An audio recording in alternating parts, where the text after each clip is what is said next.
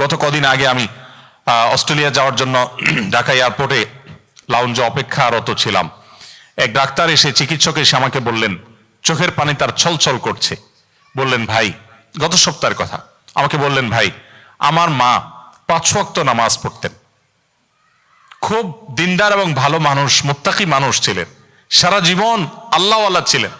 আমারে মা হঠাৎ করে কিছু মানুষের খপ্পরে পড়েছে, এদের ওয়াজ শুনে, এদের কথা শুনে এখন উনি নামাজ ছেড়ে দিয়েছেন। উনি বলেন যে কোরআনে 5 ওয়াক্ত নামাজের কথা নাই।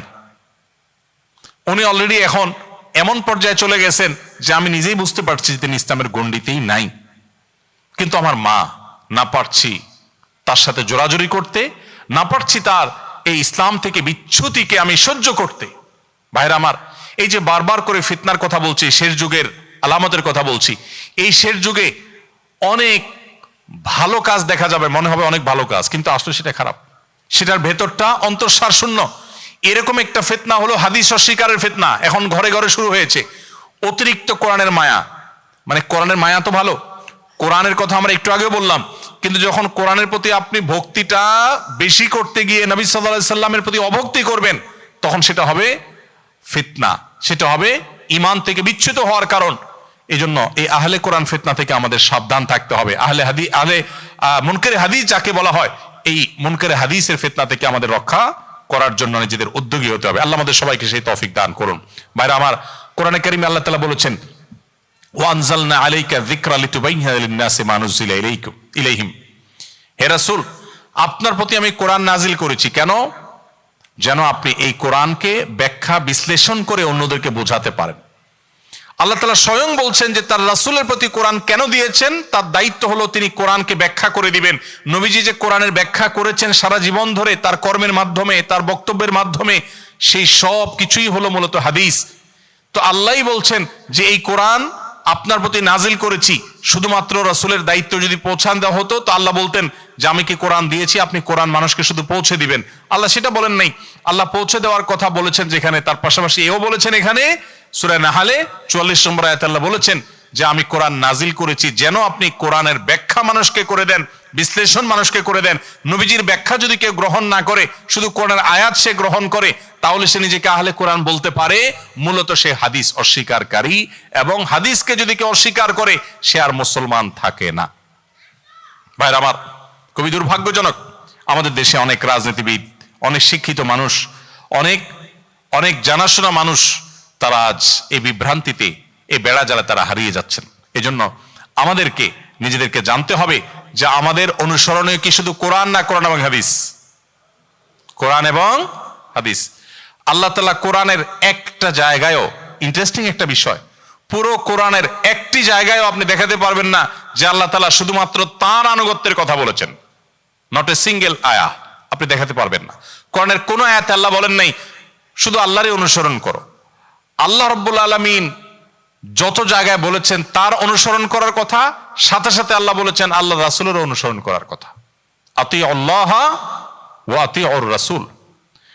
ভাইরা আমার, এটা কোরআনের একটা মুজিজা, এটা কোরআনের একটা অলৌকিকত্ব, মিরাকল, যে কোরআন আমাদেরকে শুধুমাত্র আল্লাহর কথাই মানতে বলেননি, আল্লাহর কথার পাশাপাশি আল্লাহ রাসূলকেও মানতে বলেছেন। এখন কেউ যদি একটা মানে আর একটা অস্বীকার করে, তাহলে সে মুসলিম থাকার কোনো কারণ থাকতে পারে না।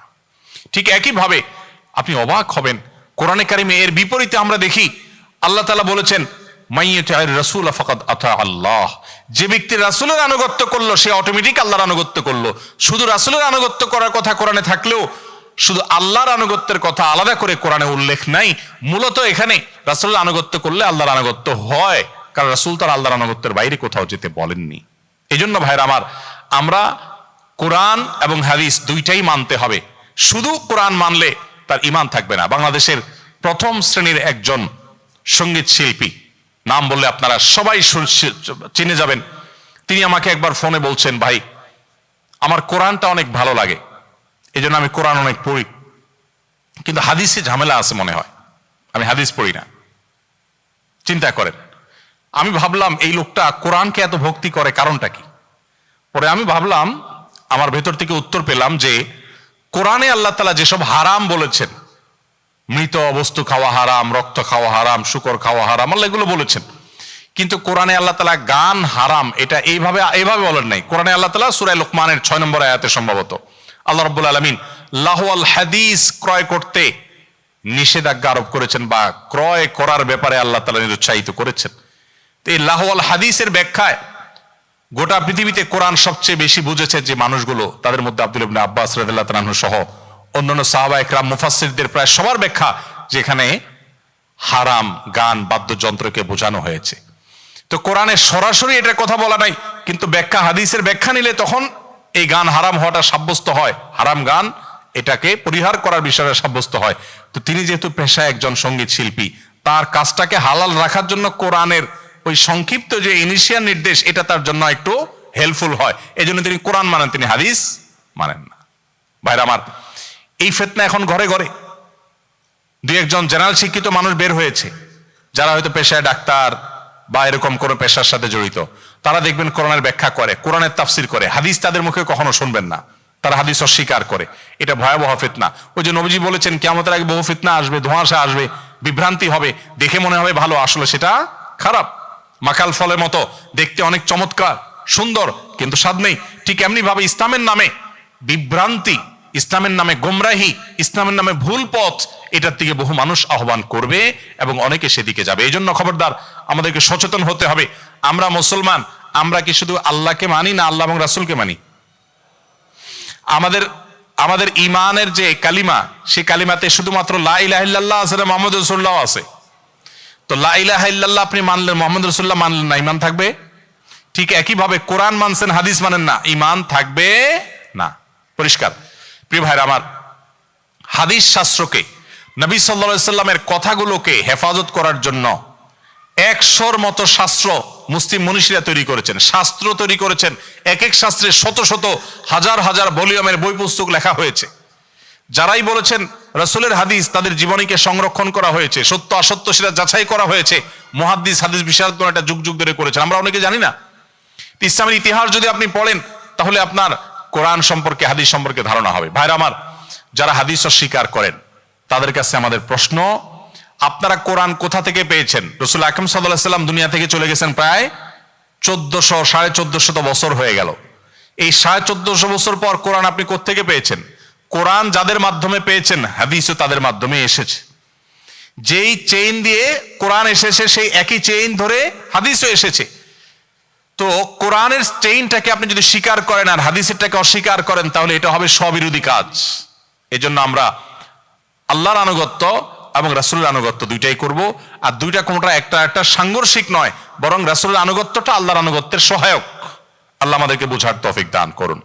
এবার যিনি প্রশ্ন করেছেন তার মূল প্রশ্ন উত্তরে যায়, সেটা হলো যে আপনার বোন, আপনার শালিকা এবং তার স্বামী, ভাইরা, তারা যদি আহলে কোরআন হয়ে থাকে, দেখতে হবে তারা কোন পর্যায়ে আছে। যারা হাদিস অস্বীকারী হয়, এদের প্রাথমিক পর্যায়ে থাকলে তারা যে হাদিস মানি, অসুবিধা নাই, কিন্তু কোরআনকে বেশি প্রায়োরিটি দেই, হাদিস অস্বীকার ডাইরেক্ট করেন না, তাহলে এই পর্যায়ে থাকলে তারা বিভ্রান্ত হতে পারেন, কিন্তু ঈমান থেকে খারিজ হয় না। কিন্তু যদি কেউ সরাসরি ইসলামের হাদিস অস্বীকার করে, মনে করে যে হাদিস মানার কোনো প্রয়োজন নেই, তাহলে সেই ইসলাম থেকে খারিজ হয়ে যায় পরিষ্কার ভাবে। এবং এরকম যদি হয়, তাহলে অন্য অমুসলিম আত্মীয় স্বজনের সাথে যেরকম সম্পর্ক রাখতে হয়, এখানে সেরকম সম্পর্ক আপনি রাখবেন, এর বাইরে আপনি সম্পর্ক রাখতে পারবেন না।